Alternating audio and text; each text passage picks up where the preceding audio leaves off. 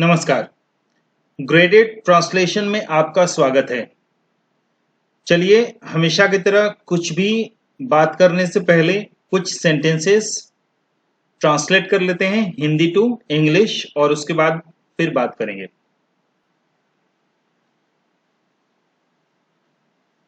क्या लंदन का एक बच्चा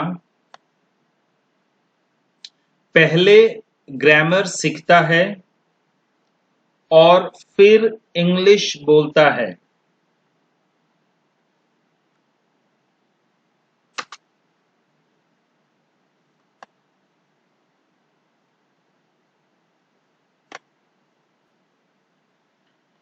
Does a child from London learn English? Sorry,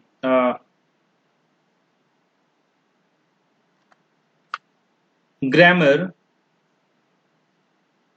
and then starts speaking English.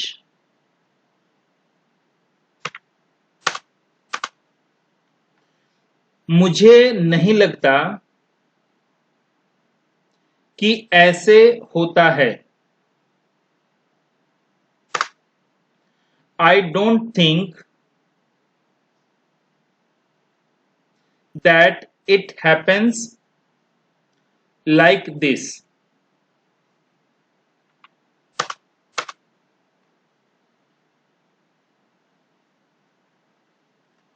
जैसे कि आप पहले हिंदी ग्रामर नहीं सीखते हैं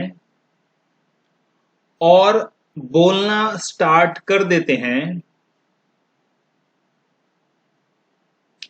ठीक वैसे ही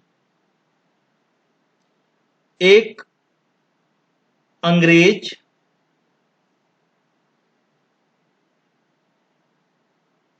बिना ग्रामर सीखे इंग्लिश बोल सकता है।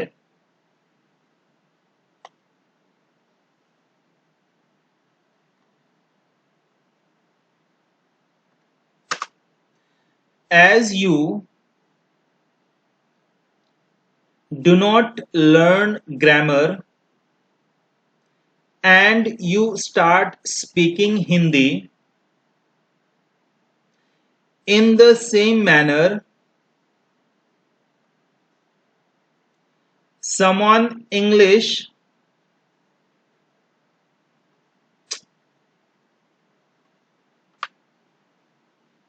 an English child starts speaking English without learning grammar.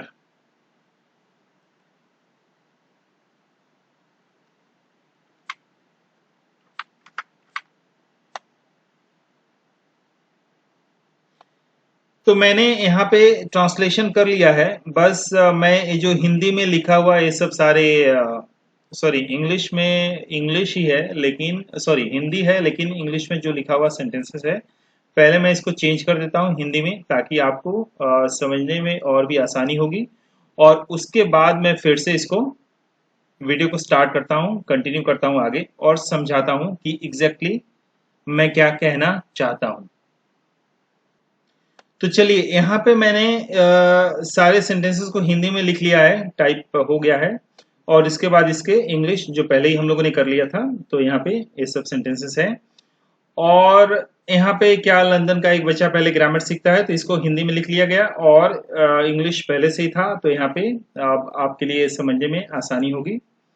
मुझे नहीं लगता ऐसे होता है। I don't think that it happens like this. और तीसरा सेंटेंस हमारा था जैसे कि आप पहले हिंदी ग्रामर नहीं सीखते हैं तो as you do not learn grammar and you start speaking Hindi in the same manner, ठीक वैसे ही अंग्रेज ग्रामर बोल सकता है। यहाँ पे मैंने स्टार्ट लिखा हुआ है लेकिन आप चाहें तो इसको बेटर करने के लिए कैन स्टार्ट स्पीकिंग या कैन स्पीक इंग्लिश ये बेटर होगा।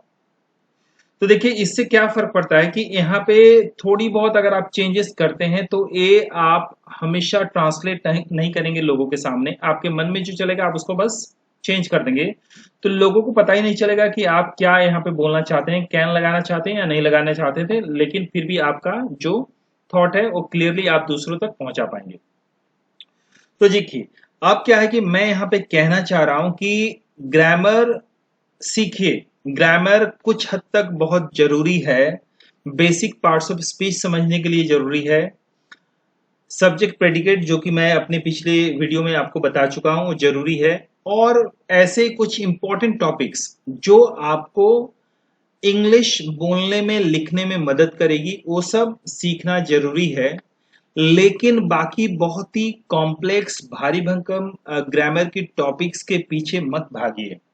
इससे आप बस ग्रामर सीखेंगे और आप ग्रामर समझ के रह जाएंगे, आप बोल नहीं पाएंगे। और आप इमेजिन कीजिए कि आप जब हिंदी बोलते हैं तो आपको किसी ने ग्रामर नहीं सिखाया था बचपन में, आप फिर भी बोलते हैं बढ़िया। बस हम लोग यही करेंगे कि चूंकि अब आप छोटे बच्चे की तरह स्टार्ट नहीं कर सकते, तो इसलिए हम लोग कुछ समझ तो लेंगे ग्रामर की कुछ प्रैक्टिस करेंगे, और साथ में हम लोग इतना प्रैक्टिस करेंगे लिखने की कि धीरे धीरे हम लोग को समझ में आता जाएगा और हम लोग इम्प्रूवमेंट की ओर जाते रहेंगे, और ऐसे आप फील करेंगे कि एक्चुअली यू आर इम्प्रूविंग।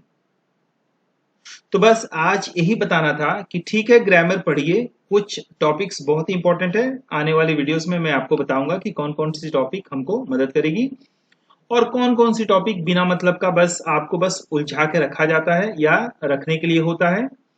तो वैसे ही आप इस बात को थोड़ा सा सोचिए, और आने वाले वीडियोस में हम कुछ इंपॉर्टेंट टॉपिक्स जैसे कि टेंसेस स्टार्ट करेंगे, और हमारा ये जो है continuation of changing from Hindi to English ये होता रहेगा, और साथ में हम इम्प्रूव करते रहेंगे।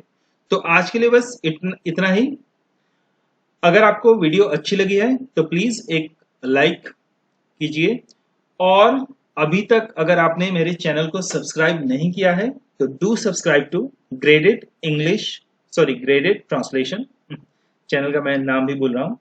ग्रेडेड ट्रांसलेशन को आप सब्सक्राइब कीजिए, और आने वाली वीडियो में मिलते हैं फिर से आपके साथ और कुछ सेंटेंसेस प्रैक्टिस करने के लिए। Thanks a lot for watching the video.